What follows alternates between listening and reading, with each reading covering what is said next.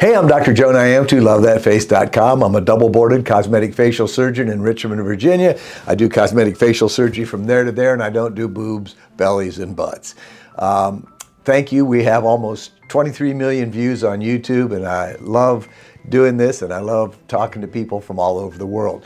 So the discussion today is going to be revision surgery. Now, that is not an enjoyable topic. It's not enjoyable for the patient, it's not enjoyable for the surgeon, but it is an inevitable reality of any surgery, not just cosmetic surgery. So if a general surgeon does a hernia repair, sometimes it doesn't work, they have to go back and fix it. If a orthopedist does a total knee, sometimes they have a problem, they have to go back and fix it. And the only people that don't do revision surgery are people that aren't doing surgery, okay? So with cosmetic surgery, it's even a little bit more traumatic to say because it's elective surgery and, you know, people, they choose a surgeon and they put their faith in them and they pay money and you have surgery and the recovery. So it's a big deal. And then you look in the mirror after you're healed and it's not quite right, okay? So what do you do? Well, you know, it's frustrating. It's frustrating for the patient because you've just been through this and you might have to do something again. And it's really frustrating for the surgeon. Every surgeon that's worth their salt gets up in the morning and goes to work to do a great job, all right? And, you know, 99.9% of the time, it probably is a great job. But I don't care who you are, the number one surgeon on the planet. You have so many variables, okay? Surgery is not an exact science. And you can have a great patient, you can have a great doctor, and then there's this thing called Mother Nature that can really get in the way. Some people heal better, some people heal differently, some people heal poorly. You can have infections, you can have variability in scarring. You know, there's physiology, there's just a lot of things that go into a result. And again, you know, most doctors have really good results if they're experienced. So I've done over 1,600 facelifts. We do over 100 a year. Facelift and eyelid surgery are my signature procedures. I love doing them. But every year, there are going to be patients that I have to go back and I have to revise them. I have to do touch-up surgery. Frequently, it might be a little thing that I can do under local anesthesia and laser a little bit of skin or lipo a little bit of fat.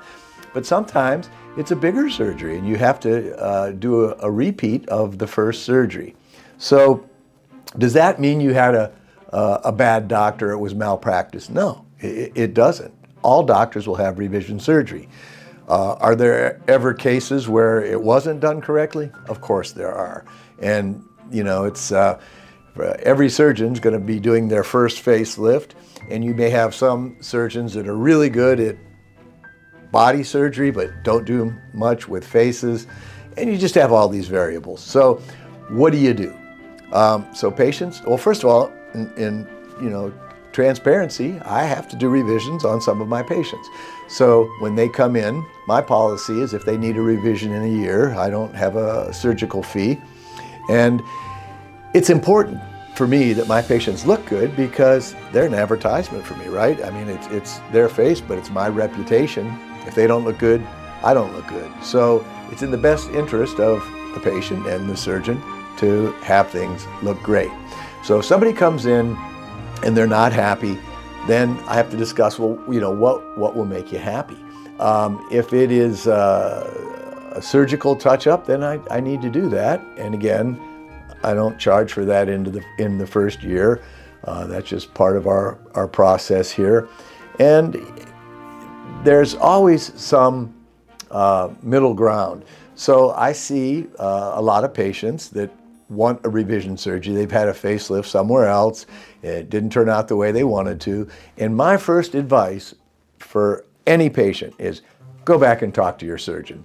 Because if one of my patients weren't happy, I wouldn't want them to go see somebody else. I'd want them to come to me so I could make it right or make them happy. And it really amazes me that there's a lot of surgeons out there that aren't very humble.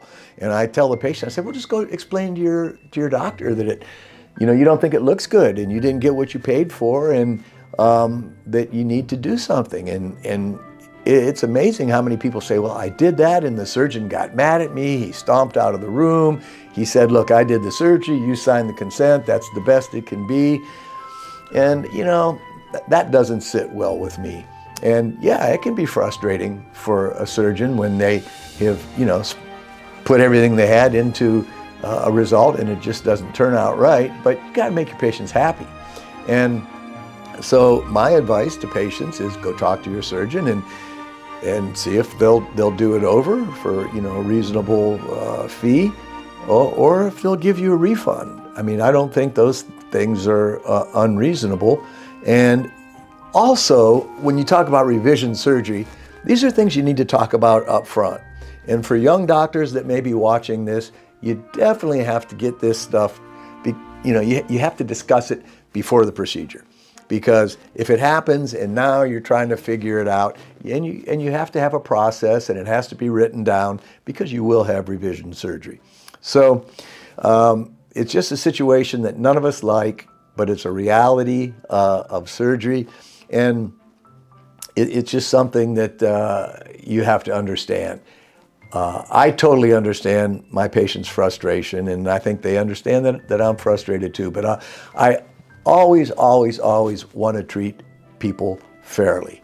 So I think that the bottom line here, because I'm kind of rambling on a little bit, is if you have a situation and you're reasonable. Now let me tell you this, every surgeon has seen patients that are unreasonable. You do a great job, it looks really good, and the patient's focused on some little thing that is insignificant or maybe wasn't even intended to be addressed by that procedure. But unreasonable people are about this much, and most people are reasonable. And so if you are reasonable, just sit down with your surgeon and tell them, say, look, doc, I know you tried to do your best here. I don't think we met our mark. I think that this could be better, and it's it's my face. I have to live with this, and it's your reputation. So let's find a way that we can both be happy here. So that's my advice on revision surgery. I hope everybody has a great day. Thanks for watching. I'm Dr. Joe Nyamtu, LoveThatFace.com. So I'm going to show you some examples of several revisions that I've done. I did this one recently. You can see this gentleman had quite a lot of skin, and we did his first facelift, and we had to go back and just do a little bit more, and you can see the far right picture is after the revision. So the pictures are before surgery, after the first surgery, and after the revision. Happy patient, happy doctor, and I'm not embarrassed to admit that I have to do revision surgery once in a while. Here's another patient before, very heavy neck. Afterwards, certainly an improvement, but after the revision, a huge improvement. And you just have to do this to make patients happy. So you see before, after, and after revision. This is another patient before. The middle picture is after, and we just had too much jowl and buccal fat pad. We went back, took out, reduced the buccal fat pads, and improved it. And then this patient before, a lot of skin, heavy neck. You can see the after picture, big improvement, but not big enough. So we went back and fixed that. So if you're considering cosmetic surgery, especially deep plane face and neck lift, look us up at LoveThatFace.com. Thank you. Have a great day.